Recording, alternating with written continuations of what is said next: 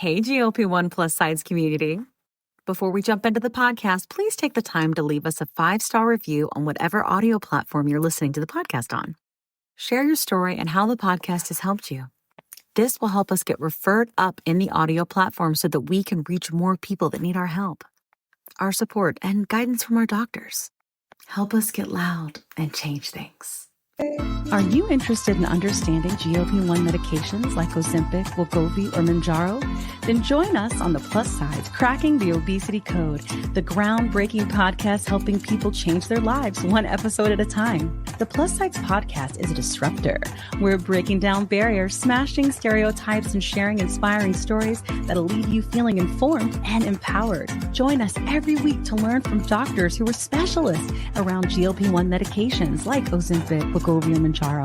They'll provide you with science and facts to validate these incredible stories. But that's not all. We'll also bring you the voices of the GLP-1 Mounjaro TikTok community, real people who face the challenges of obesity-related diseases and disorders and discovered the incredible plus sides of GLP-1 medications. Our episodes are filled with heartwarming stories, laughter, and moments of triumph. You'll connect with our amazing community members who are reclaiming their health and experiencing their fullest lives. Are you ready to embark on a journey of discovery and empowerment? Tune in to the Plus SideZ Cracking the Obesity Code, and together we'll change the narrative around obesity and end the stigma.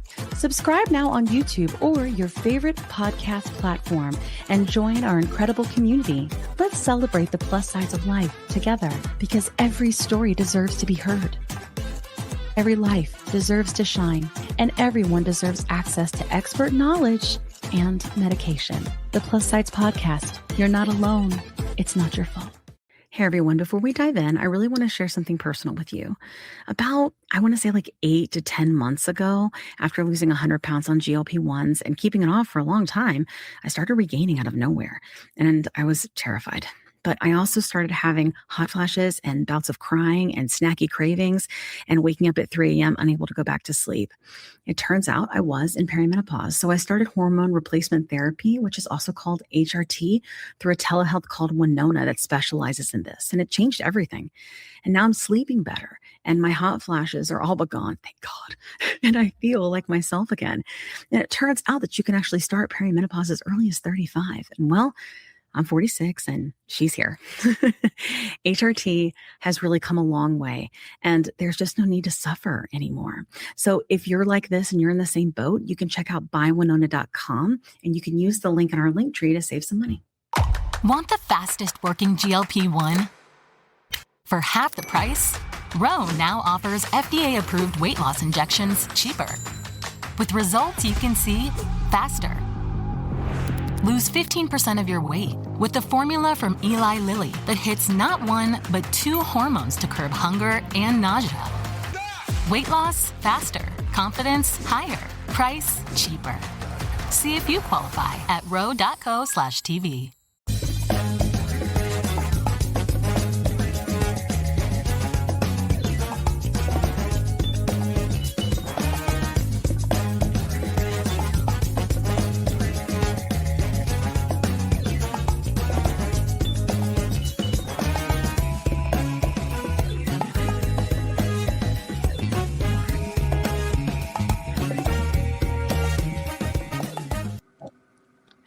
Welcome to another episode of the Plus SideZ Podcast.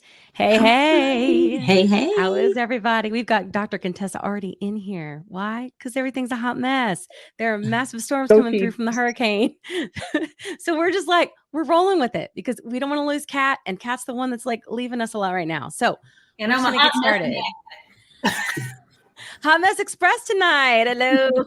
Hot Mess Express. Oh my gosh. Okay. So if you're new here, I'm going to be real quick because I want to lose Kat and she may pop in and out. Quit moving. Okay. So, hey, I'm Kim, and this podcast was born out of a TikTok community, and we are all taking a GLP-1 medication for some sort of medical reason. A lot of us have lost a lot of weight. It's changed our lives in a lot of different ways, from anxiety to depression to all these different things, medical benefits. So we started this community so that we could talk about it. We started this podcast so we could amplify the message. And so that's what we're doing here. So JT, quick intro, and then we're going to Kat. Who are you? I'm JT, type 2 diabetic, Okay. on Mounjaro. I've lost 41 pounds. Awesome. That was excellent. That was so pithy. Kat, who are you? Why are you here? Quick. Really quickly. There you go. I'm Kat. Really quickly. And I lost 66 pounds on Mounjaro, not my Applause, Mounjaro applause. Midwestern way of saying Mounjaro. No, not from the Mounjaro. Mounjaro, yeah. And I was just Oh, yeah, in Dr. home city, hometown 2 weeks ago in Kansas City. Anyway. Yeah. That's where you saw that really cute Everything puppy. is a song. I saw the videos. Yeah, it's okay. You're a music person. It's all good. Yeah. And hey, Dr. Contessa, you were on mute, but could you get off mute and tell us about you? Tell us who you are and how you help people, and we'll go from there. Well, I am clearly from Kansas City, Missouri, but I reside in Atlanta. Thank you, Navy. That's how I ended up here.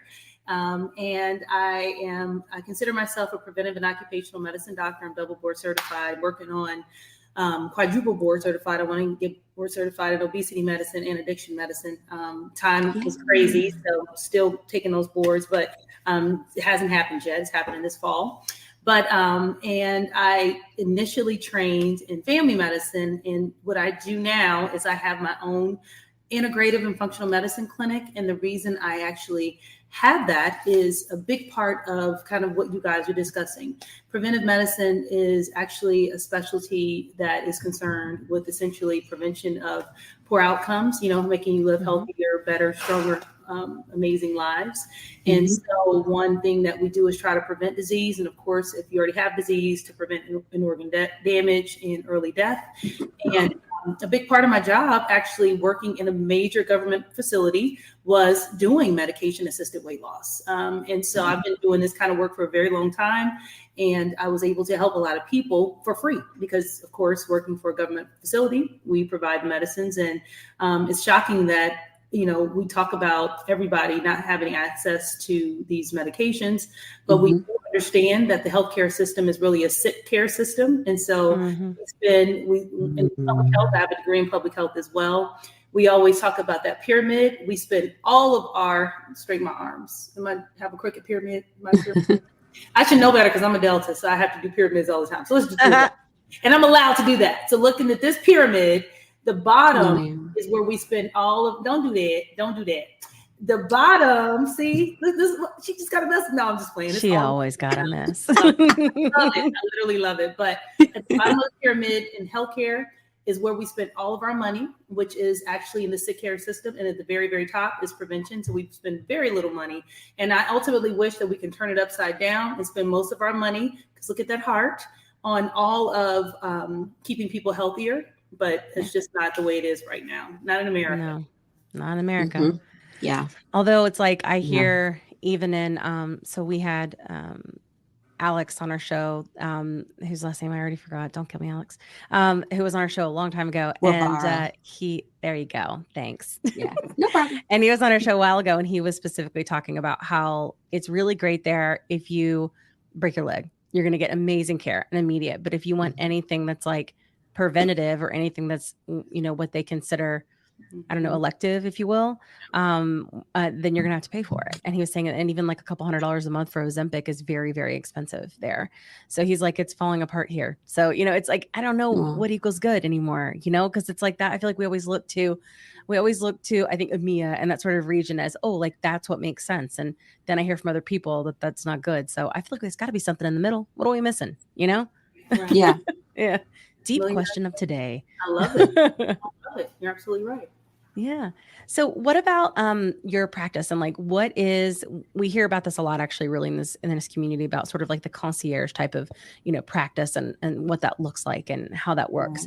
Can you explain that to us? Because not everybody knows, So I actually just don't take insurance. And one of the reasons why is actually quite interesting. So like I said, I did primary care in the past, and I worked really, really well with primary care physicians.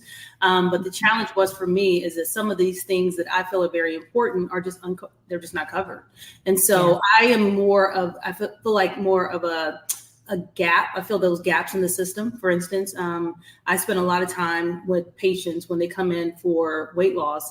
We go to the root of the problem, right? So a lot of times it could be, multifactorial, meaning that, you struggle with weight your whole life, or some people even say, it's padding for pain, meaning that they've been dealing with trauma and this is the way that they've dealt with it. So we try to deal with all that is difficult. You can't build necessarily for that. And I had a conversation with a friend today, actually, who was talking about how he got what's called a kickback, right? Saw a patient for a primary care service, billed the insurance company $169. And so the insurance company, this is how they pimp us, contacted him and said, we're going to charge back $100 and we're going to pay you $69 for that visit, even though he did the work, spent the time. Yeah. But that's just the way. Wow. And so understanding that, of course, in medicine, we are not the power. People get upset about how much doctors make, but we don't make nearly as much as the time we spend. When I finish this podcast, I'm going to be up to probably about 1 or 2 o'clock in the morning tonight, getting ready for tomorrow, because I still have all these charts that I haven't finished. I just finished seeing the patients. I didn't finish charting it.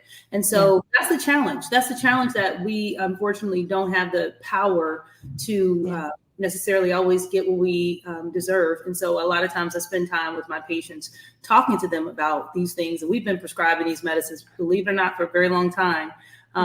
And outside of diabetes, and the way I talk to patients and the way I deal with them, we talk about nutrition. I practice what's called lifestyle medicine. And that's something, again, I just don't get compensated for if I, get traditional medicine. So people don't pay. I don't charge like sometimes with concierge medicine, you can pay basically a flat fee to have access to me. I don't do that. I charge you. And I'll tell people all the time, if you talk to any of my patients, I tell them all the time, you may never see me again, because what I will do today is give you all the foundational things that you need. I'll tell you all the people that you need to see. You don't necessarily need to see me. I maybe just help you organize what you didn't understand, what you need to do now. You go forth and be great with the plan that we have. And that's my goal, just to make you feel empowered about taking care of your healthcare. And so a lot of doctors are picking up and doing some of these things now. But like I said, I've been doing it in preventive medicine for a long, long time. Yeah. Well, I have to say, like, I leverage a telehealth obesity.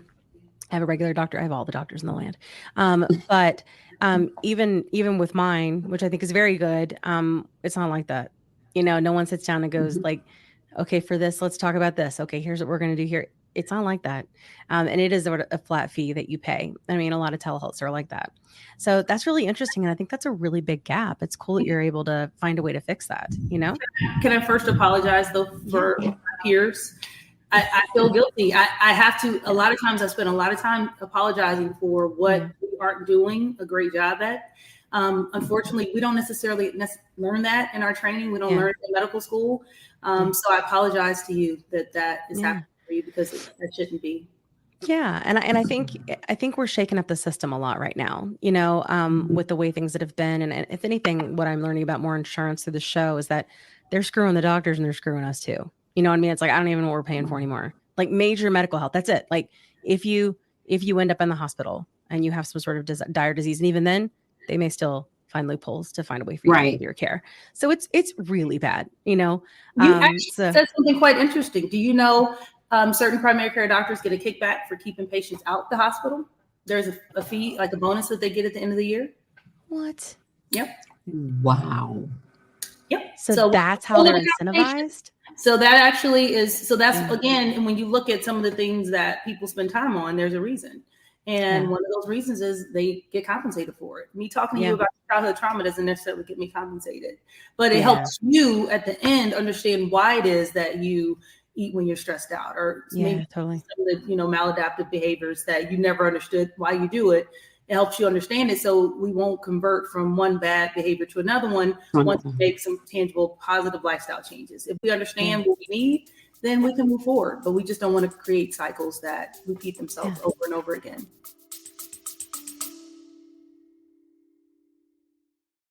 Quick pause here. I've had moments on my GLP-1 journey where insurance changes or rising costs force me to look for a new provider. And honestly, that process can feel very overwhelming.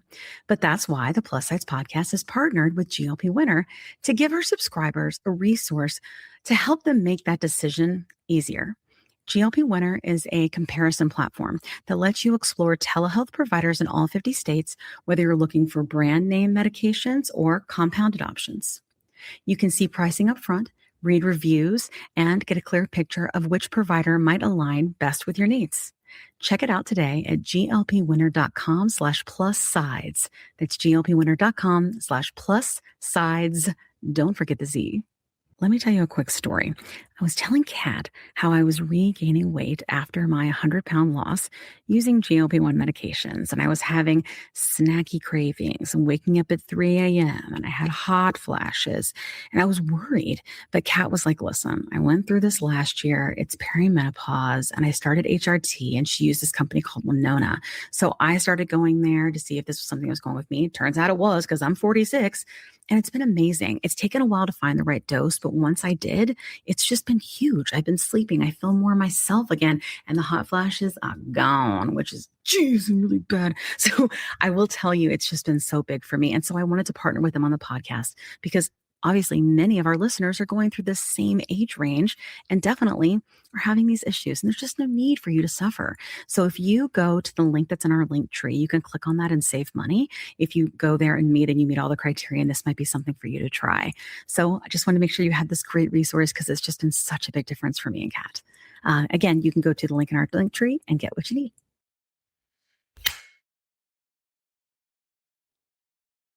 "20 seconds a week to lose 20% of your weight in a year with diet and exercise." That's the power of GLP-1s through Ro.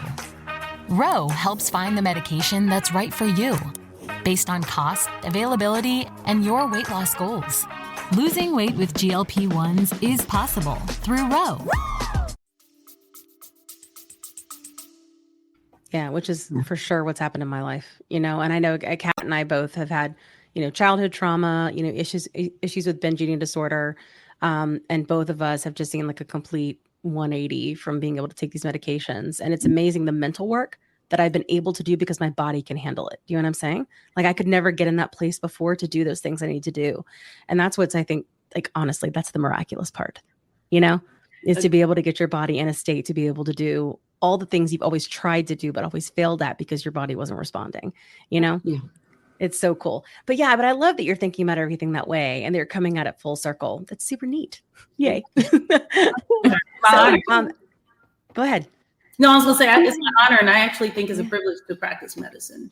I have a lot of friends that tried and never were able to make it in. And so I've struggled with trying to find my place in medicine. It was a long time that I felt, because once you start having kids and you get married, you start feeling like you're being pulled in several different directions. You do struggle, and they call it burnout. And I don't want to use an old term, but we learn that in life, we all get burnt out. But in medicine, it's really trying because unlike a lot of things, you are like, it's your identity as well. And so you sometimes can't turn that off. And so a lot of times, like all my children say all the time, I never want to be a doctor. That just means I'm never going to be available to my kids. Yeah. Oh, no. I know. Terrible. That's that constant balance and that constant struggle. So I'm hoping I'm not creating childhood trauma in my kids. I mean, I kind of think we all do in a way. Like it just depends on how bad it is. You know what I'm saying? Like, I don't think there's a way out of it. I think you just do the best you can. At least that's what I'm hoping. Yeah. Talk to me in 10 years. I'll let you know how much I screwed him up. So. Hey guys, Dr. Angelina here with IBI Healthcare Institute and Surgical Arts, and we're going to talk about telogen effluvium. Did you know it's normal? Did you know it's normal to lose some of your hair during a stressful situation, whether it's emotional or physiologic stress? And it comes back. That's the good news. Telogen is a normal resting phase for your hair. Normally 10 to 20% of your hair stays in resting phase. When you go through stressful situation, whether it's nutritional stress, emotional, physiologic stress, body says, whoa, we need some of that extra energy elsewhere in the body right now. Hair is just not that important. So more hair goes to sleep. Once the situation balances out, stress, whether it's nutrition, vitamins, whatever it is, several months later, the hair will start going back. So don't fret about it. Support yourself. Make sure you get your vitamins, nutrients, protein, and manage your stress levels. It will get better.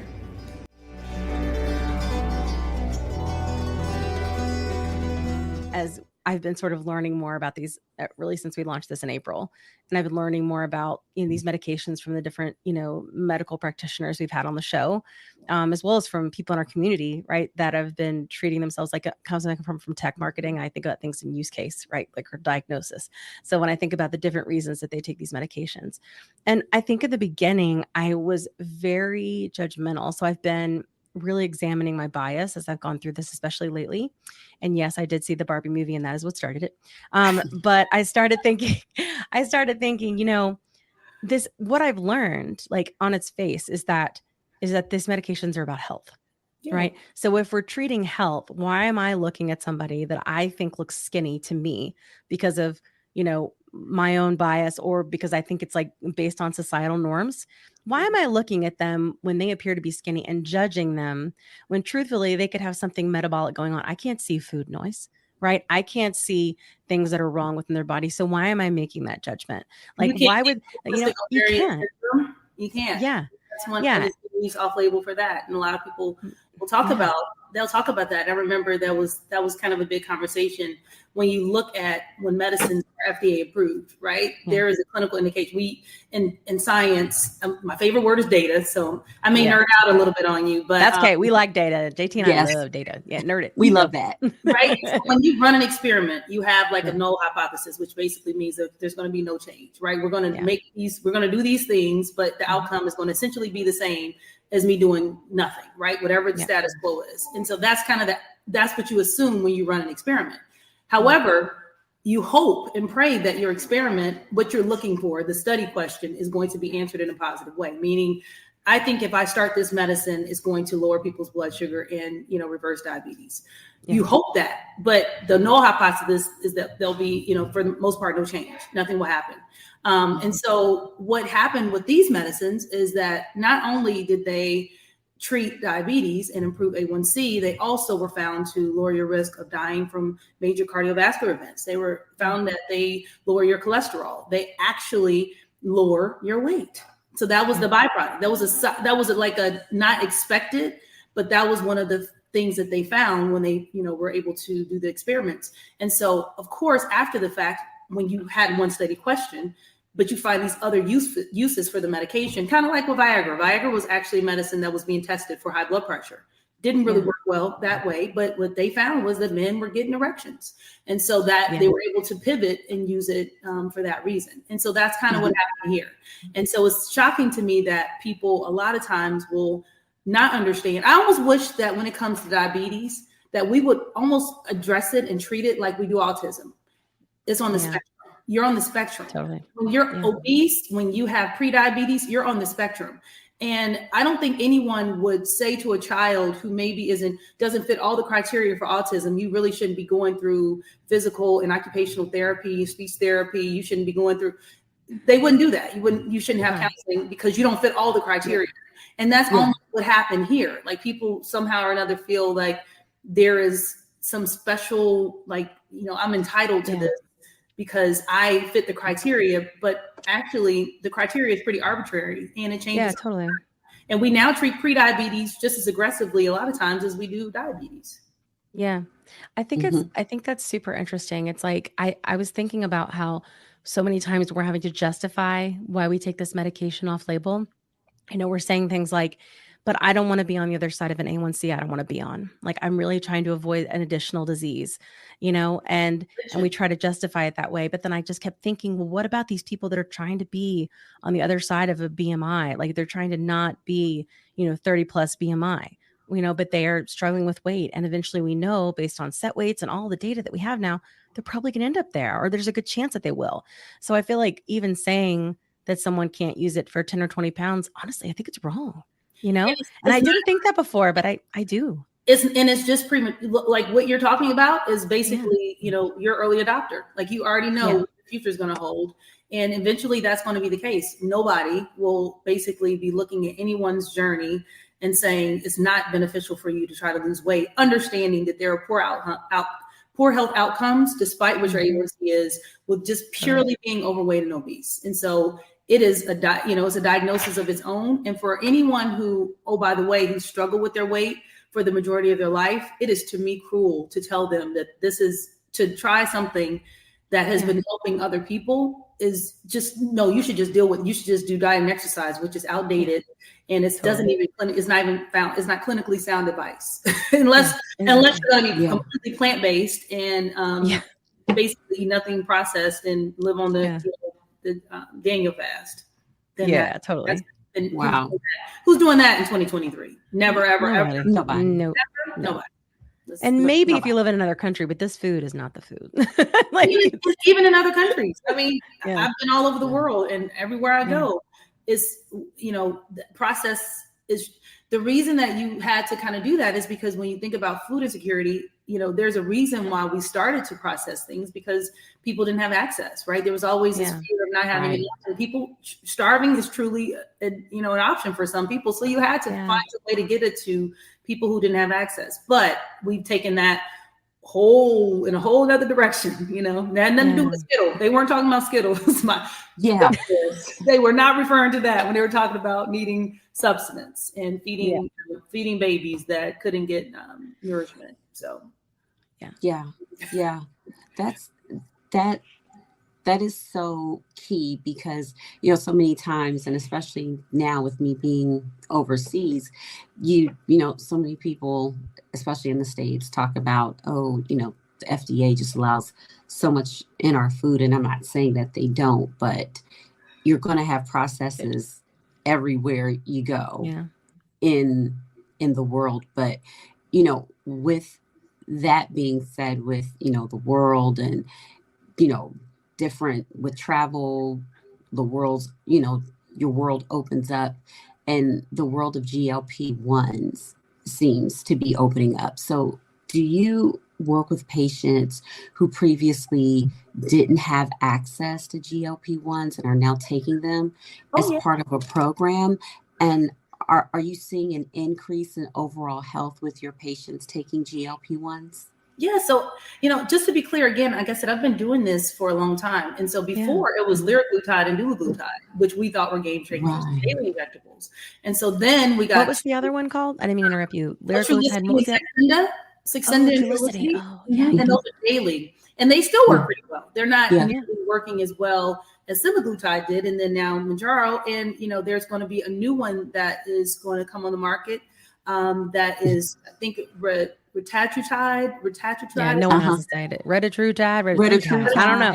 I never can remember how to pronounce that. But that one is going to have, semaglutide, some people say semaglutide. Yeah. That had, that was just a GLP-1. And then there was, the GIP agonist, which is the Mounjaro, tirzepatide. And this one's going to have this third mechanism of action, which is going to be a glucagon agonist. And so when you're looking at comparisons, first and foremost, this medicine is purely for weight loss. They're testing it purely for weight loss, only weight loss. And some people who were in that test group were pre-diabetic. And when you look at those numbers, I think 72% of those people went to normal blood sugar from taking this medicine for 48 weeks. And so, and again, they weren't looking, we're talking about the question when you do an experiment. The question for them was purely weight loss. And so for that reason, that's what they're trying to market it for. And when it does become they're going to look at FDA approval for weight loss. Does it mean it will not be something that can treat diabetes? Of course not. It's going to work great for also treating diabetes. But should now people who are not diabetic, who are trying to lose weight, say, no, diabetics, you can't have this medicine. It should be only restricted for people trying to lose weight. Yeah. No, of course. If all comers, if it works, then let's take care of the people, right? Totally. Yeah. There should be no discrimination. Take care of the people. If the person, I was wondering that too, like when the whole Wegovy Ozempic shortage was going on, but then there was like, there before the Wegovy started again, it was like there was more Wegovy than Ozempic at some point, and I thought, for our type 2 friends, why didn't someone offer them that? It's the same friggin' medication. They do. You know what I mean? Like, why not? Why wouldn't you give it to them? They do. They did, and that's the point. They're the same medicine. Semaglutide, right? That's the same. And so it's just like there's name brands of things, and then there's a generic name. And so it's the same. And that's why on the flip side, people were using it the same. It's kind of like, of course, using the opioids, understanding that heroin is the same thing. Heroin is the same as Oxycontin for the most part. So a lot of times people don't understand because they don't understand. And I do understand that that's what sometimes will make people talk really loud and aggressively about what they think. But a lot of times they don't understand the biochemistry of things or the pharmacology, then it just kind of makes it really more challenging for the people who are just trying to be taken care of. They just want help. Right. Yeah, people just want help. People just want to get well. That's right. You know? They just want to watch their kids grow up, and they just want to go traveling or hang out with their dogs or their cats and just have a rich, full life. And I think it's bullshit that we're not just giving them medicine because they're sick. Like, it's ridiculous that we make it less complicated. Like, that's all it is. The people are sick, they get medicine. And it's even worse than that. The number one, of course, form of discrimination after, race is gender. And then, of course, size. Weight discrimination is huge. And it's actually not even protected. Like, it's not a protected class. And so people are freely discriminated against for their weight. And I just, true story, one of the reasons why I think I'm so empathetic to it is, I grew up in a home where we were all kind of built differently. And I can tell you there was trauma with one of my siblings who has struggled with weight. And so there will be times when, unfortunately, my parents didn't even realize that they were doing it, making excuses for them. So I'm if my sister ever sees this podcast, hopefully she will understand that's not my intention, because this really did happen. My mom would sometimes say, you guys could have dessert, but you can't. Yeah. What is that? Kat had that same thing. Parents, people do that all the time. Or now, or even in medicine, I would sometimes have patients whose parent, when I did family medicine, or even just period in medical school and everything, we'd be on a pediatric rotation, and a parent would come in just talking about this kid who needs to just stop eating all this processed food and stop doing this and stop doing that. And I'm looking at this parent and I'm just like, okay, so your BMI is probably equivalent to that person, your child's BMI. Yeah. But it's interesting how in their head, but no, I'm not as big, or we'll hear somebody talk about their spouse or their sibling or their parent, and you're looking like, how is this possible? But that happens so frequently that it's just become the norm. Someone would freely tell you look like you've gained weight, and you're looking at them like, but you've always had a weight problem. Like, what is happening here? Why do we feel so entitled to tell someone about what their weight? And that's kind of medicine. So I always had an empathetic spirit. I've always been that way. And it's something that always bothered me. And so understanding that, especially if it's never been your journey, people don't understand how this is a game changer for a person who's been struggling, who has tried everything, Weight Watchers, Nutrisystem. They've tried to starve themselves, do liquid diets, run for 10 miles, or walk starting at 4 o'clock in the morning and then eat nothing. They've tried intermittent fasting, high protein, low protein, high carb, low carb. They've tried it all. And then it just comes back because it's way more complicated than willpower. Yeah. And so now you have this medicine that kind of equals the playing field. And in the sense, and it turns off, like you said, that noise, those cravings, and then just understanding genetically, there are so many hormones, ghrelin, leptin, that control why we eat, why we don't, why we gain weight, why we lose weight. And when that system all becomes defective, your insulin system, all those things, it is not just possible just to willpower your way out and through that. Yeah. Right. So true. Yeah. So true. Most people don't know what they're talking about. And I just wish they would just use empathy as opposed to judgment. Lead with empathy. It's usually the best way to go. Absolutely. Yeah. Yeah.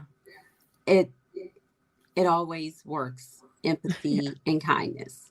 Empathy and kindness. What are you losing? What are you losing just to try to empathize with somebody? You're not losing anything. Just take a deep breath, take a few minutes, try to take it in, Mm-hmm. And you empathize and you just let it go. It's just like, okay, I have done what I need to do. And I think many people try to hold on to it, like, with downing people for using GLP-1s off label. They, feel superior because there's something probably happening in their life, but I am no psychotherapist, so I don't know. But that is just my humble opinion. But Dr. Contessa, we recently had a panel discussion with some of our favorite doctors pertaining to the use of compounding medications. So we wanted to know, what are your thoughts on compounding? And as a concierge, doctor, do you believe it is safe, as safest that you mix it for your patients in their homes? Well, I don't mix it. It comes already made. But every pharmacy is a compounding pharmacy. It's just some of them are bigger than other ones, right? So that's kind of the idea. A pharmacy does compound things. They make it up. Sometimes you'll go to get your antibiotics and they'll tell you to come back in 30 minutes because they have to mix it up for you because it comes in a powder form and then they mix it. So with that being said, when it comes to the semaglutide and the tirzepatide, what they've done, for instance, one of the compounding pharmacies that I use, they actually combine in like B12. And so it basically helps to, a lot of times people will talk about how they get tired. And so a lot of times people just augment the semaglutide or the tirzepatide with the B12. And so these already come with it.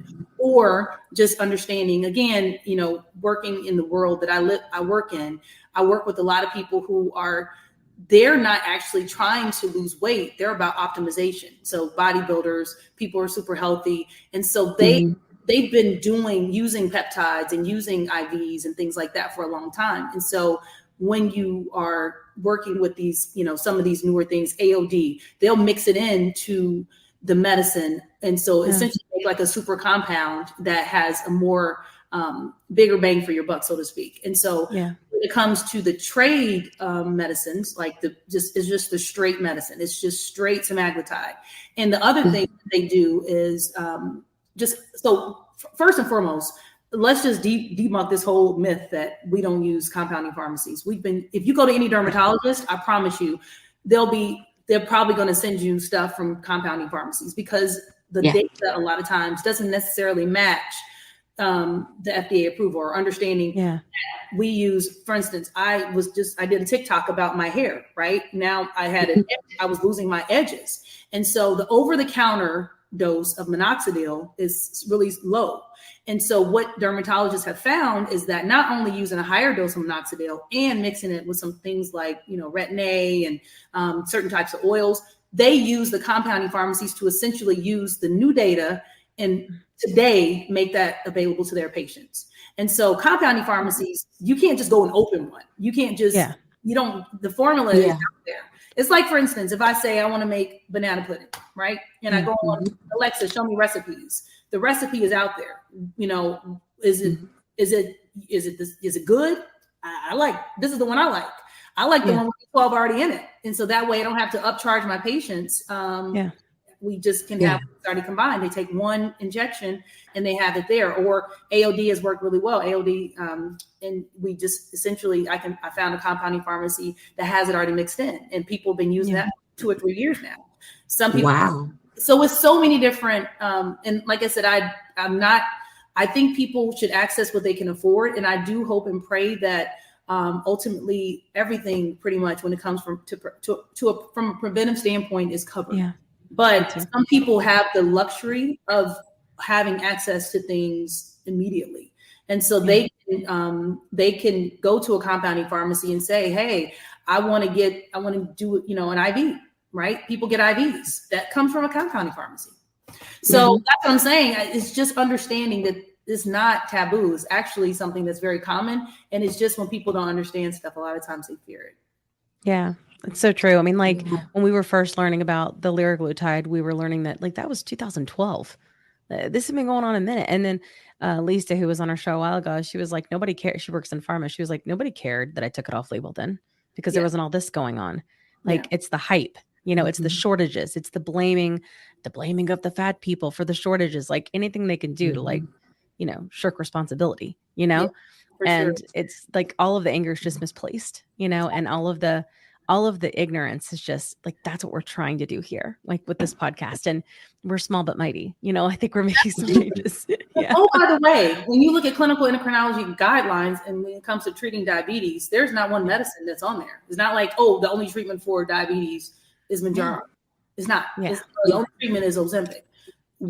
Is one of the treatments, but it's not the only one. So if you can't get that, it doesn't mean that you can't use something else. And when it comes to, we're not talking about life or death situation. Like if you are an insulin dependent diabetic, you need insulin to live. You don't need Ozempic to live. You don't need Mounjaro to live. So to say like you're more deserving of it, or you have to have it, you didn't have to have it 5 years ago because it wasn't available to you. So And we always talk about the most important thing is lifestyle modifications still, period. So these medicines are an adjunct to lifestyle modifications, but they're not ever going to be the replacement for. And that's what we're saying. So I don't think anyone, and you can use liraglutide. It works really, really well. Dulaglutide works great. But you don't want to give yourself a daily injection. You want the once a week, just like the other people who don't have diabetes, who are pre-diabetic or obese want once a week. That's way easier to take. There are other FDA-approved medicines out there for weight loss, but you don't want to do that. You want to do this one, just like you don't want to take metformin every day, twice a day. Yeah. So not that it doesn't necessarily work. For some people, it doesn't. But for other people, it's just they know that, which is true, these medicines do work much better. For sure. Easier to use, and when it comes to compliance, the compliance is way higher, so our outcomes are better. So that's fair, and we want that. But don't think that there's one choice. You can definitely change your lifestyle, and that will definitely also improve your outcomes as well. Yeah, I mean, this is the longest I've ever done anything successfully, and I feel like I live a completely different life, and it's not just. I also think like the mindfulness of my food is incredible. Like just being able to like breathe and go, do I really want that? No, I really don't. And not be ruled by that. And then also to sit with that. Like, okay, like what does that mean? And how do I feel? Like I remember when my like emotional connection to food was like severed like a cord, and like I didn't know what to do with myself. But that moment was really beautiful for me, because I was like, do I need that? Am I enough? And the answer was I was enough. Absolutely. Really was. And and you're entitled to that feeling forever. And you should not have to feel guilty for it. Yeah, I don't anymore. Yeah. Clearly, talking about it on the internets. Yes, for sure.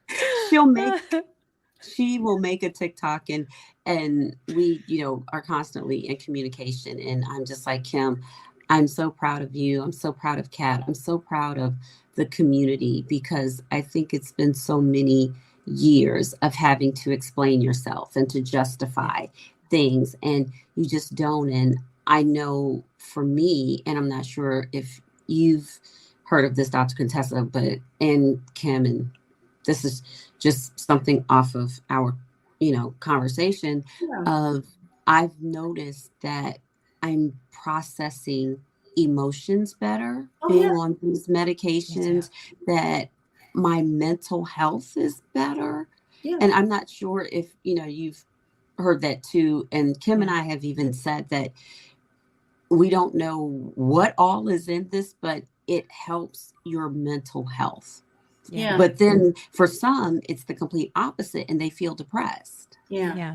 So, when it comes to side effects, I mean, of course, the major ones are going to always be the GI side effects. And of course, the fear that we have is of pancreatitis, because it upregulates, insulin and so works basically on your pancreas. And so understanding that, these hormones that are being affected control so many other parts more than just our weight.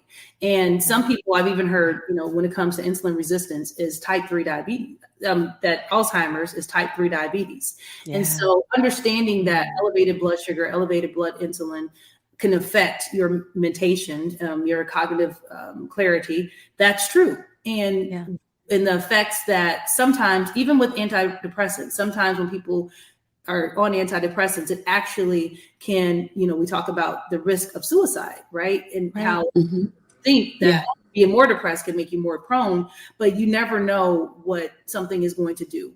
But we also do know that one of the major comorbidities of obesity is depression. And so this shouldn't be a reason for someone to not take it. So it's so interesting that people will be inundated with the small percentages of people with side effects when they don't think about the millions, and now at this point, hundreds of millions of people that are taking these medicines that are doing great. Of course, side effects are the norm for anything. There's a risk of you driving your car, but you still drive, you still get in the car every day, Right. There's a risk of you turning on your stove, and there could be a gas leak. So you have to live with some level of risk, but it can't paralyze you from making. We have lives a lot on TikTok, and I swear at least 5 times in a live, I've got the medicine in my refrigerator. I'm too scared to take it. And so I always respond with, listen, like, I get it. Like, it's new and it's scary. But that's your emotional reaction. Like, that's your sort of visceral biological trying to protect you, but if you've made this decision with your doctor, and hopefully a doctor like you, right, where you've thought about things holistically and you've really based it on logic, and data and facts, like, lean into that before you lean into your emotions, because that's what's going to support your decision and your ability to stick with it and feel okay with it, because I think it's okay and it's a normal to feel that way.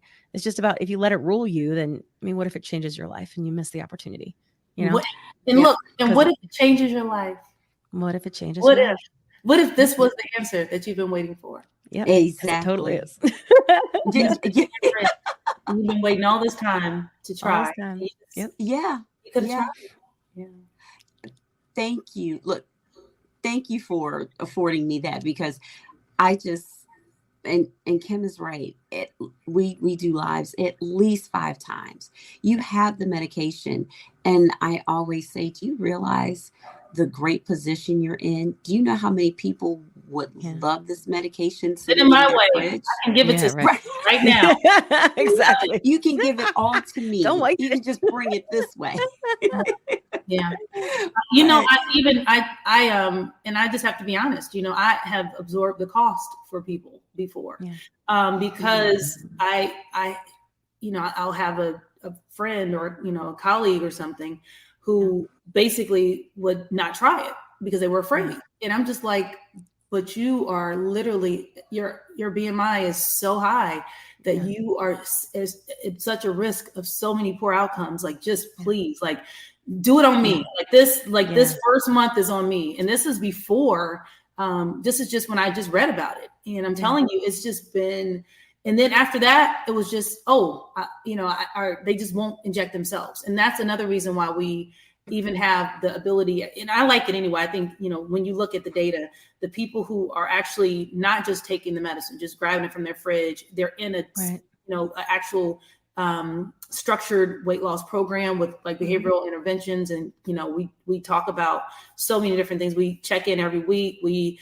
actually weigh them. We talk about the challenges and, making sure you're journaling and learning and becoming a student of you, because still what we've learned in life is that you could go to a restaurant and you could eat this, and then she could eat the same thing, but your body's going to respond to it different.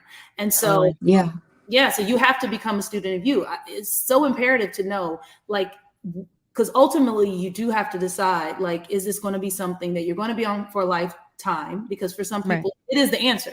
For some people, it is unequivocally yes. Yeah. So to answer that question is not true for everybody. For some people, you'll talk to them and they'll say, last year, my mother died and I gained 75 pounds since then. Yeah. Or I got going through a divorce or something happened. There was a stressor. There was a medical issue. And that was the thing. But for other people, this has been a struggle for them forever. And again, we don't know genetically what other people is. And so now we have an answer, and we have at least something in your armamentarium to help you combat this journey that you've been on, and walking arm in arm or arm and needle with something now. I'm all right with that. Why not? I'm okay with that. There's a cap. You if you fall, it'll be fine. On the needle. It's cool. It's a cap. I love it. It's like running with scissors. It's fine. It's like, look, there's a cap. You know the risk. Pop it on. Just like snap it on. Just snap it on. But we have had people on our show too before that have said, I just like you said, like, hey, I started this because there was this really big thing in my life, or maybe I bounced around, like I was saying earlier, 15 pounds. Like, I thought I had this major weight problem, but it was 15, 20 pounds. And then the one thing, the thing that changed all the things, like the mom dying, for example. And then after that, it was just like, okay, 75 pounds is here. And then they're playing with that the rest of their life, trying to get it on and get it off. And get it on, get it off. But what if they had done it sooner? Like, it goes back to the whole idea of the preventative medicine, like if we have the science to do this, why the fuck are we doing it? Like, it's just like, we should be doing it way more, And I always ask one question. I say, is this the biggest you've ever been? Is this the most you've ever weighed? And if they say yes, absolutely, no question. Because what will happen is when you come back in 6 months, you'll probably be even bigger if you do nothing to stop that trajectory. Yeah. And so that's for a lot of people, if you've lost 50 pounds or 100 pounds, keep doing it, keep going. You're on the path. but for some people, they just keep delaying and keep, kind of being in denial that they have kind of reached this path. And they're on the path and they're not moving in the right direction. And so they just keep ignoring. And then they look up and they get on the scale again and they're 5 pounds heavier. And then 6 months goes by and then they're 30 pounds heavier. And they just keep thinking doing nothing and ignoring it will make it go away. But it's just like that bad boyfriend. That doesn't happen. Yeah. Ignoring him just makes him think that you like him. You playing hard. Yeah. So yeah.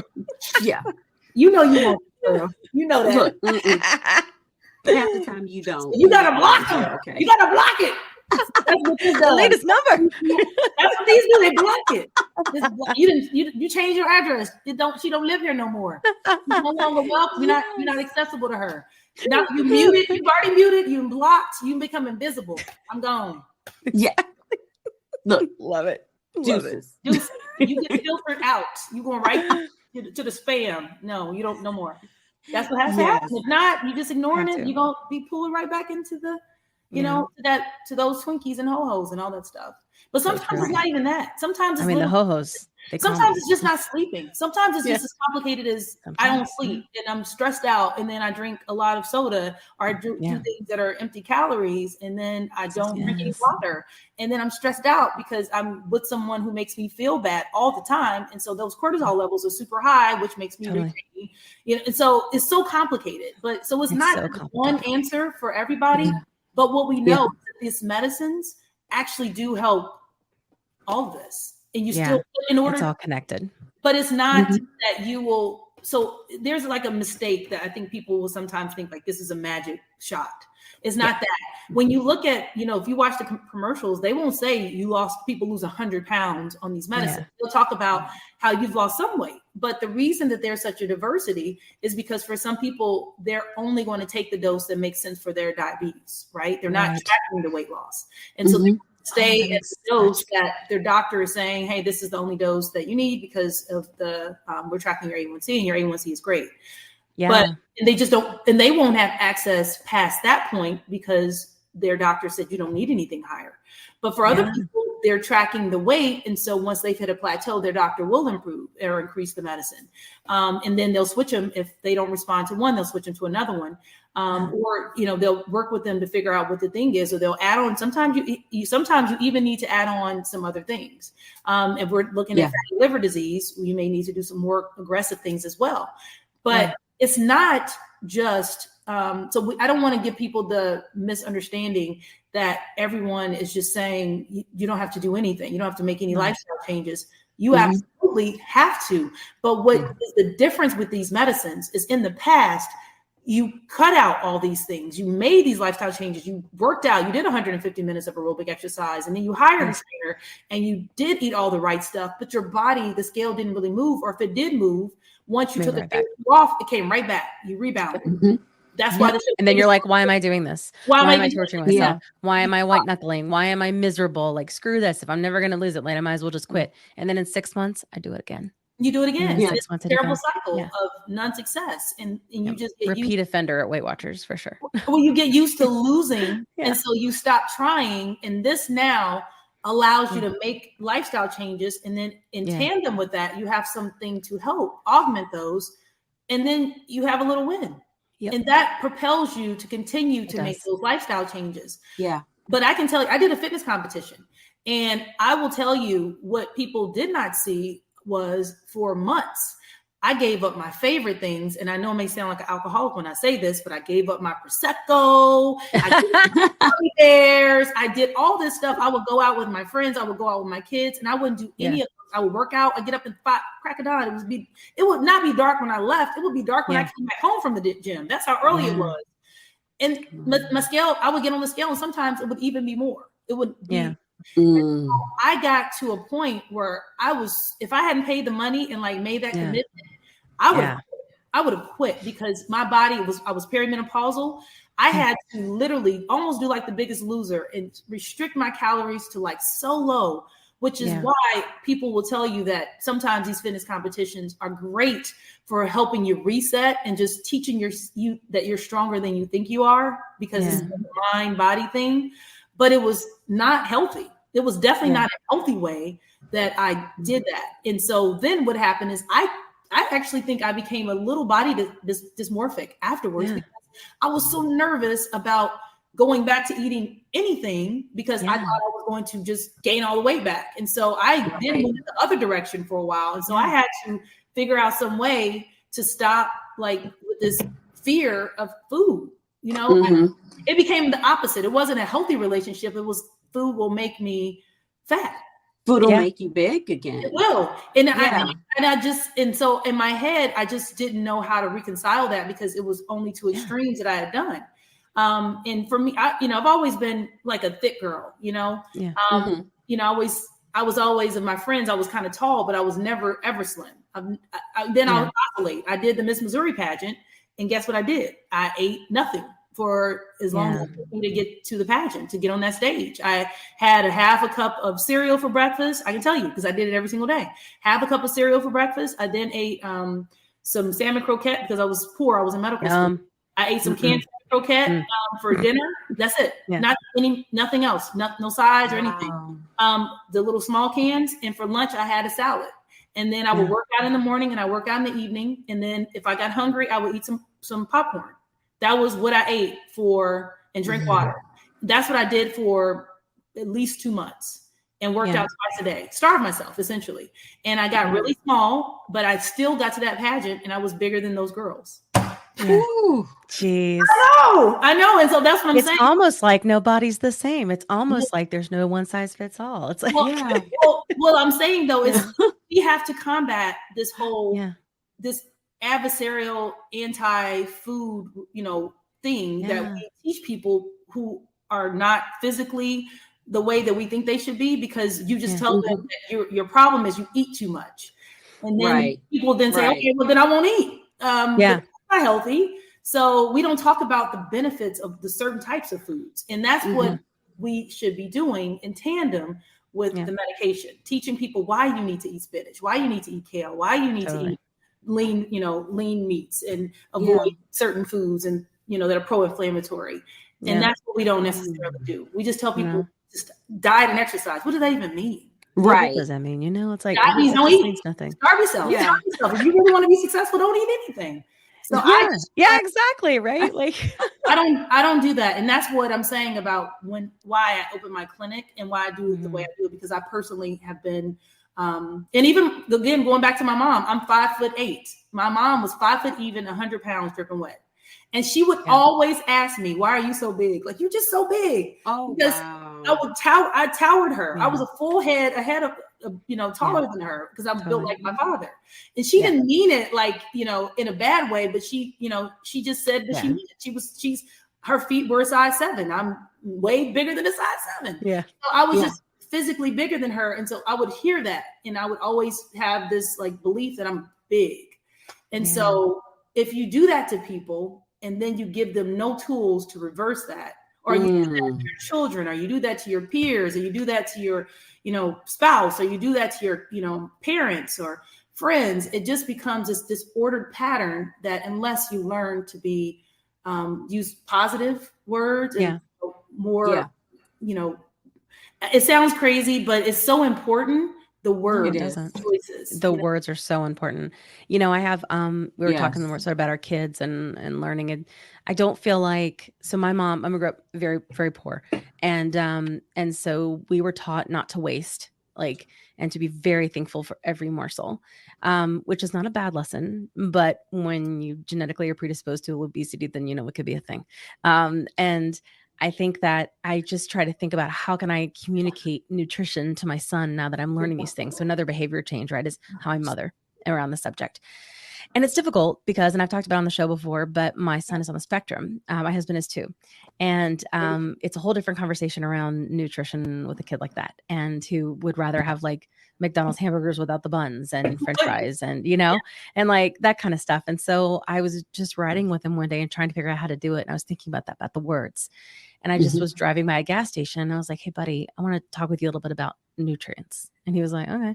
And I said, you see over there where there's a gas station, like he's so awesome. He's 10. I was like, over there, you see they got premium fuel, they've got regular fuel, and they got souped up fuel and all these different kinds of fuel, but it really is just based on your car, but they can all get you where you're going. And I was like, at McDonald's, it's like low grade fuel, but we can still have some. It's going to get us where we're going, but we can't have that be all the time. And I was like, and you always want to focus on eating your protein first. Mama talks about protein. He's like, yeah, I eat my hamburgers first, so they fill me up. I'm like, and afterwards he was like, Mama, that was really good. You should make a TikTok about it. And I was like, I will, but it's funny though, because I'm like, I hope that that's a moment where I didn't screw it up, because it's very hard, especially with kids that are on the spectrum, especially if they have like texture things with food, which he does. He struggles quite a bit in that area. But, I just talked to him about like, hey, like mommy makes you turkey taco at home. And like, those are really good nutrients. That's the premium fuel, that kind of thing. And he's like, yeah, like that makes sense. I'm just like, God, I hope I hope he doesn't say, Mom, I don't want to be a podcaster or a marketer because you're gone all the time. So we'll see. You doing a fingers crossed. Look, you might as well say hi. Look at this one. So you can't have 1 minute. I can't have 1 minute. Well, you said it splendidly. And actually, I would tell my patients the worst thing you can tell your children is to finish their food, because our servings are way too big anyway. Way too big. What you do is we learn to override that natural satiety that we feel, right? Yes. That we are, when we're full, our bodies naturally say that's enough. But if we have too much volume on our plate, then we sometimes, we're talking about ghrelin and leptin again, our body naturally, starts saying, I need to finish it. It's more there. So I must not be full. But we naturally have learned we do that. And I have to argue with sometimes family members and stuff like that, because they're just like, just let those kids waste stuff. I do. And they definitely don't look like they missed a meal, nor do I, but I had to learn the hard way. Yeah, the hard way. We try to make it a little easier for our kids, I think, but it's all hard. We just give them less. If they have too much food left on their plate, you give them too much. Yeah, that's true. I mean, like, and he will stop. And like, I have said to him before with the stopping thing, where he's been, he's a boy growing through growth spurts and stuff. He's been like, Mama, I really would like some more food. And he hasn't really even started what he's eating. And so I've just said to him like, hey, did you know that your brain and your tummy need time to talk to each other? So you got to give it some time. But if you wait 15 minutes and you are still hungry, you can have more. But until then, I want you to wait. And he's like, all right. And then he does it, because I didn't have that. I didn't know those things, and my mom didn't really cook, because honestly, to her, rice and tomatoes, with some Lowry seasoning was like a delicacy. A tomato sandwich was a delicacy to her. She was lucky. She said that, a lot of times they didn't have tomatoes and they just had mayonnaise sandwiches. So just things like that. And growing up, she really didn't know how to cook. And we ate like Chef Boyardee and things like that. So I thought that was okay, and we have bologna. Fried bologna. That's bologna. Listen. Yeah. Saying. Had to make Or if you didn't want that, you would get what's called air pudding. You gonna eat yes. You don't know we're crying. Like, how you ask your kids, what would you like for dinner? Please, whatever you getting, what we cooking, what's on the menu. Exactly. You're getting air pudding, which means nothing. Yeah, hubby comes from a big family, and he's from Missouri. He's from Columbia, and he says, like, you don't understand, like, you would rush when there was food, because you weren't gonna get any, because he was a family of 8. He's like, you had to go, and whatever it was is what it was, and you were happy to get what you got, because like, but he never had any weight problems until his like 30s. It's crazy. He's a string bean. Oh, my kid's like that too, and I hope good things. Maybe with the gas pump talk, he'll, turn out okay. We'll see. Well, and then too, That's a good analogy, though. There are environmental aspects of this too, and then there's why they're food scientists, because food is addictive. It's not a question; it's fact, right? There's a reason why someone's job is to make you want and desire and crave certain foods. The commercials, the candy commercials are very clear. They tell you it's built in there. So the same way, it turns in. There's a way to actually eat a lot and still be starving, because your body is getting nothing, from a nutritional standpoint. I tell people all the time, there's a reason why you can eat, again, a whole big old bowl or big old bag of gummy bears, but you can't eat a big old bowl or big old bag of raw broccoli. You can't. Yeah. You just can't do it. Yeah. So because there is something, there's all these other things that you're getting, the fiber and the nutrients, and your body says, okay, I got what I needed here. But you can literally drink sugar and feel like you're getting nothing. You're not getting anything. So true. So just understanding that too. So there's, it's more complex. That's what I'm saying is it's so dismissive to tell someone you just don't have the willpower, and it's just uninformed at this point. We know the data is so clear. Yeah. Legitimately, I have so much willpower. I just didn't know it. Yeah, Do you know what I mean? Like, I remember my whole life because of the constant failing every 6 months or so, just being like, I must just be a lazy piece of crap. But I'm telling you, the minute this stuff was out of my brain, I'm awesome. Yeah. Was neuroplasticity. I'm awesome. It actually, there's neuroplasticity that's happening. There's new wires that have occurred in your brain that are true to support you through this. It's so true. Like the connections that I can make now, like, and the aha moments that I've had, like, do I want that? I see that. I love a hot dog. I'm off to have my girls' day. Am I, by myself and, whatever it is. And, I really would love a hot dog because I love hot dogs, because I told you where I come from. Right. So I was like that. And then I'm like, I don't really want to. And then I was like, holy crap, what just happened? And what happened is that I recognized I was associating the memory of the way that felt when I ate that. Not that I actually wanted it. The fact that I could even make those connections was amazing. I have never, no matter how many times someone told me to do that, I could never make it myself. But now I can. It's incredible. Rest of my life. Sorry. It's so nice to talk to you. I mean, we had another question, and I'm so glad. Yeah, go ahead, JT. Sorry. I run off. No. I think that I started it, but it's just so easy to talk to you, Dr. Contessa, but this is non-GLP related. Yeah. So, what is the sort of schedule commitment that you have when practicing medicine and filming a reality, TV show as well? It had to be quite hectic. Well, we only, film for like 3 or 4 months a year, not very much. Yeah. But it is. And then you have pickups and confessionals and things of that nature. Mm-hmm. But you are able to essentially, tell them like, hey, I have to work or, and so it's not like they just like ambush you or something like that. It's kind of scheduled, what's coming. And so it can be, it's just another job, it's like another commitment. And as of like, like when you look at your life, how many more hours in a day do you have? So it was just trying to balance and challenge, to balance all of that. And then I think the hardest thing, believe it or not, for me was trying to schedule in the glam. Like, cause this is me just, this is me going to work. Like I got ponytail, fabulous, and just no makeup. So, but I would never normally it's kind of refreshing and not have to do like the lashes and the hair and, the hair and the wigs and stuff like that. Cause I literally did not enjoy that, but people will eat you up if you don't come with, the wigs and the, lashes and everything. Yeah. They want the drama. Yeah. So that was challenging because you think people want to see you kind of regular and natural, but not so much. Well, we do here. So it's cool. I have Vaseline. I probably should have did a red lip though. I could have done it. I love it. Vaseline's the best thing for your lips. Yeah. I do. I could have done a little lip. I'm not good at makeup. I could have done that. That's the least. I could have done that. I think it looks lovely, natural and lovely. I love it. This is nice. Look fantastic. This is, people always say, "Oh, you look so much younger without makeup." I'm like, and it's so funny because I felt like you just feel like naked. Yeah. Because I remember the first season that I did the show, I remember I just did like some, some clip-ins, right, with my natural hair, and I just kind of didn't really do makeup. I'm just like a little bit, but nothing like dramatic. I just was like, I just feel like a natural, nothing too much.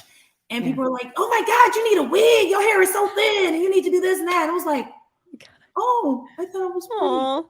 Yeah. Okay, that didn't work. Try something else. And it was like, woo, I used to think I was a pretty girl, Yeah. But they not in that world, I guess. Yeah. They want to see which is true. I like Dynasty Falcon Crest. You want to see sure. I used to watch it with my mama. Falcon's Crest. Both of them. Falcon's Crest is a good one. Yeah. Love it. Yeah, so that was gone too soon. If I gotta give you a little Diana Carroll, I can do that occasionally. I mean, Okay. I love it. I mean, it's okay. You got to get into character sometimes. I get it. Yeah. Yes, for sure. Yes. You don't want to see me looking like I went to work today. Even though I totally understand. Well, I don't see how that can happen. You have hot dog on as your t-shirt. I mean, yeah. That's my alter ego. And the reason being is because I'm very, believe it or not, I'm pretty I'm pretty, squared away. I'm a data nerd. And so, I remember one of the reasons why I even did that fitness competition too, is I was very, I grew up apostolic, right? Really, I didn't even wear two-piece. I always wore a one-piece swimming suit. Yeah. And once I started having kids, especially, I had this really staunch belief about being a doctor and being a woman. And I just remember feeling always like someone, there was a suppression of what womanhood looks like. And especially a woman of a certain age, because I'm believe it or not, I'm pushing 50. I'm almost 50. Yeah, I don't believe that.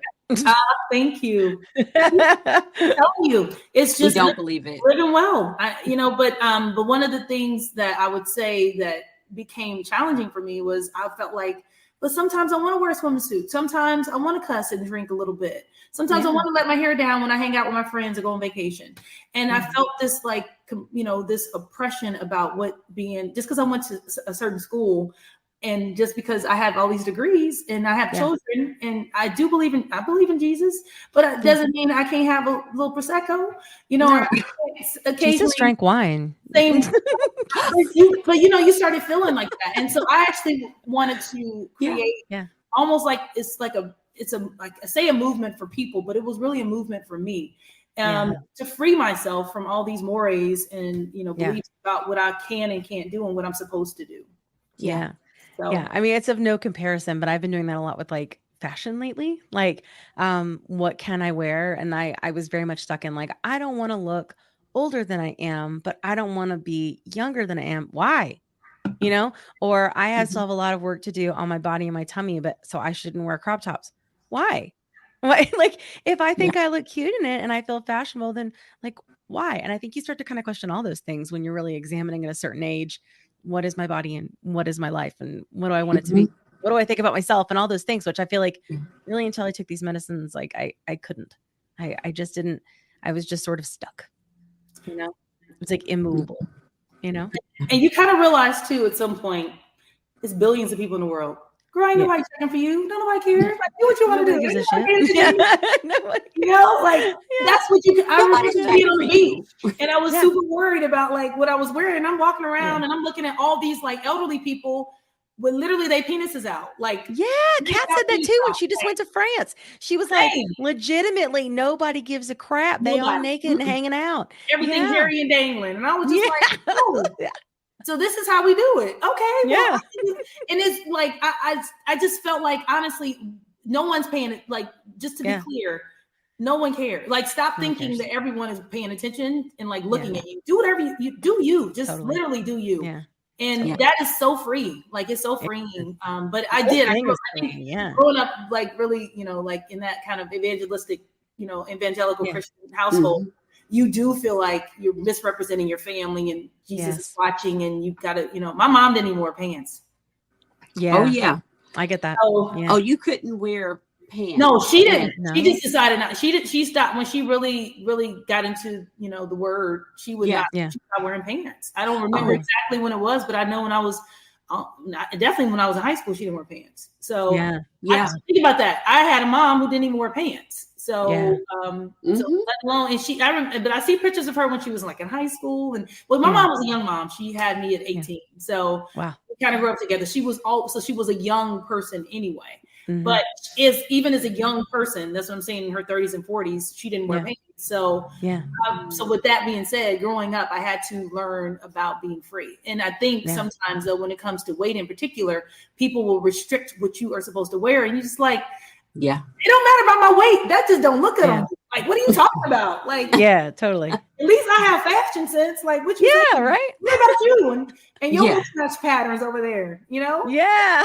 So, leave me alone. I look good and I'm killing it. So and that's what I'm saying. You just got to just live your best life and do you. And and the more and more I think that we do stop worrying about what other people are doing and stop controlling and trying to control other people's decisions and choices and access, the more I think this world will be actually a better and more inviting and inclusive and empathetic place.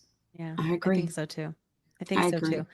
And it's certainly hard to find that on the internet because people are a lot braver on the keyboards than they are in person. So you always get it. Like we get it. And I just delete them. I just delete them and block. I don't even care anymore. I don't even care anymore. Block. I'm like, whatever. Like you cannot add value to this conversation if you're just going to be cruel. Negative. And not even that. Like I just think about, like, for instance, not going to say any names of a certain, really racist president that we had. I never once felt like I needed to go on his Instagram page and tell him how much I hate him. So it's I just don't mess with him. I just ignore him. I don't go to, I didn't seek him out to tell him how much I don't.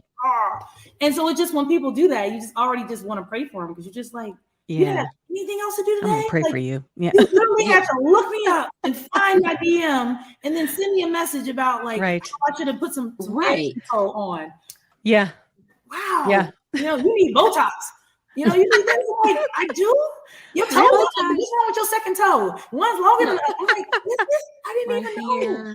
You have to zoom in on the picture. But that is, but that's what but if you look at the same thing with you deciding whether or not, someone thinks you should be on this medicine, why are you zooming in on my picture? Why are you worrying about what medicine is in my refrigerator? Let me do me. And if it's helping me and I'm not hurting anyone, and oh, by the way, I'm having health benefits for it, then why are you so concerned about what I'm doing? And if you're just patient, you will see that this medicine will be FDA approved for weight loss too.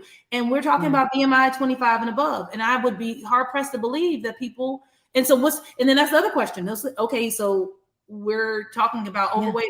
So you have to be, only if your BMI is over 40 or 35, then should you get it, or 30 with the comorbidity. Yeah. Oh, we see that all the time. But what if you haven't been to a doctor and so you don't even know? We haven't done a cath. You may have CAD. Exactly. It's health. It's all about health. Yeah. It's a lot. And so I actually am all about more access. I'm happy that they're starting to open up some more, some places that are making it in other places. But I do understand too that unfortunately what people are also missing, that this is a for-profit company. These companies, they're going to try to make it costs a lot of money in our research and development to make medications. And so just a little aside, I do, I've, also have worked in pharmacovigilance and work for pharmaceutical companies.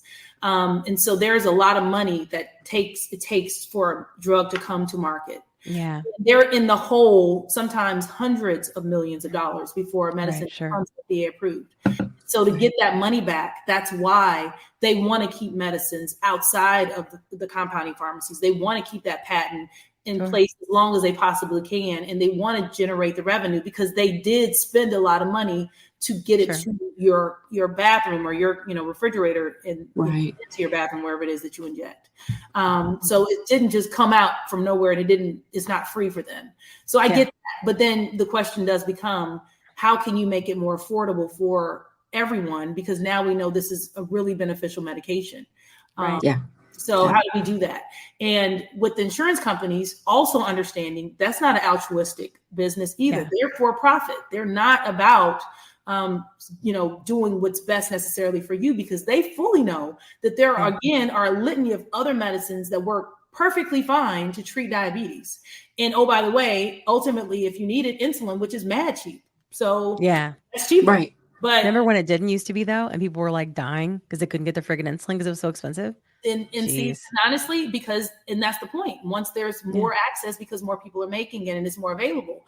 But when you think about why these things cost so much, is because also supply and demand. The same demand that people who are suffering from diabetes are having for the medicine, and feeling like they should have it, even though they could take liraglutide or dulaglutide or metformin or glipizide or these other medicines. suffer side effects and not have the best outcome, but still they work. They still work. Yeah. That's the same argument for people who are, suffering from obesity. So one argument is not superior to another. And you can't convince me that it is when I look at people who are having true benefit and positive outcomes, and they're doing great. They're doing. Yeah. I wish it could be made everywhere and it could have full access for everybody. But I promise you, next year it'll be a whole brand new one. And we'll be talking about medicine. That's right. Yeah, we do got a new one. We got that retatrutide that we can't pronounce coming out. I'm super curious because I do wonder when I start getting towards the end, because I legitimately to get to a BMI, I probably still have to lose 100 pounds and I've lost a lot. I've lost 72 so far, but I still have a lot.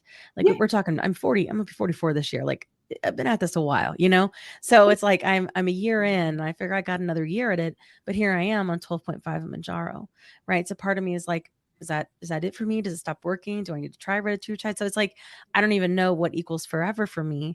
I just know I have today. And I'm just kind of really, really thankful that I have it today. It changes your mindset. So I don't want you to feel defeated. And okay, good. We'll talk offline about some of the other things that you can do that can make your nutrition more effective. I would love to hear that we maybe need to address that. Okay. I love that. So I love it. There's what I do want everyone to hear is even if you feel like you've reached a plateau, believe it or not, continuing and pushing through and staying on it, you push and keeping it consistent. It's just like the fitness competition. I pushed through that plateau, and after consistency, my body started seeing those numbers started resetting in my brain that says, oh, this is her weight is supposed to be lower down because she's not, she's now reached a negative. There's a deficit. And so my body started to respond. It did take a while. And your body will do the same. Your body, if you stay on it and you stay consistent and you are making the lifestyle changes, 150 minutes of aerobic exercise every single week, 3 days of resistance training. That means lifting weights, women and men, 30 minutes, making sure you're drinking half your body weight in ounces of water, making sure you're doing 100 grams or so of protein, making sure you're getting 8+ hours of sleep, 8+ hours of sleep. 8+ hours of sleep, making sure that you're minimizing your access to alcohol and other things that are going to, again, mess up your circadian rhythms, making sure that you're checking and making sure there's not something else that is coming into play. There's some other disease process that is inhibiting or affecting you. And for some people, believe it or not, some things in your diet, just looking and really being hyper vigilant about writing, including Tic Tacs, writing every single thing down that you put into your mouth. Because we have a lot of like the creamer we put in our coffee, or the afternoon, those little bars that we think are 100 calories, but you ate 10 of them. So that was 1,000 calories. Or using olive oil is good for you, but you don't need to drizzle that shit, 1,000 calories. So understanding that there are some other things that we could be doing that are sabotaging our benefit. So that makes total sense. I mean, I did hit a stall that was really difficult to get through. I was a 3-month stall and I was like, I wanted to give up, but I just kept thinking, again, this was the gear shift that I was allowed to do now because I couldn't before. I was like, but I've had so many good things and I feel so much better. So even if I don't lose another pound, like I'm still really good and my numbers are really good and it'll happen. And it did happen. It's just like you said, I just kept consistency. I just kept it. And then the medicine did the rest and I did the other part, and then that's that combination and that like full circle thing you were talking about at the beginning, and I think it's good, but I didn't have somebody guide me through that. Luckily I had an amazing community and like, they were just so supportive and I could see other people like me going through the same things. And I'll go, oh, okay. Like I can do that too. I can do that too. So sometimes we have to get, I guess not from our doctors if we can't, but I'm glad we have our amazing community for sure. Yeah, definitely. Awesome. Well, this has been such a great conversation. Thank you so much for joining us. People are going to love it. I'm so excited. And we're the season 2 premiere. Yes, we love it. And I know we lost our cat and that is legitimately the saddest thing that has happened to me this year. I know. She's never far away. No, she's not. I'm going to call her right after. Yes. We can and she got to come on for a few minutes, She did. Yeah, but it's just sad. And like we had to happen to JT before too, where we lost her. And it's like, it bothers me. And it's always freaking thunderstorms. Atlanta, geez, but Anyway, but it's been wonderful. Thank you so much for joining. And Thank you. I mean, I know we're like super not structured today because of all the weirdness with the weather, but we'll just say hasta la pasta now. We'll just take it from there.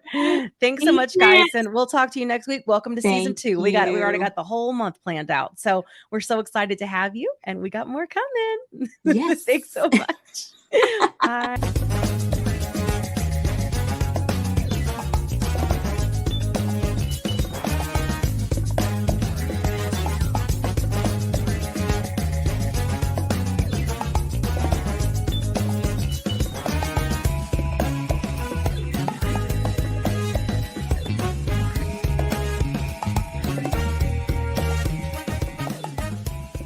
Let me tell you a quick story.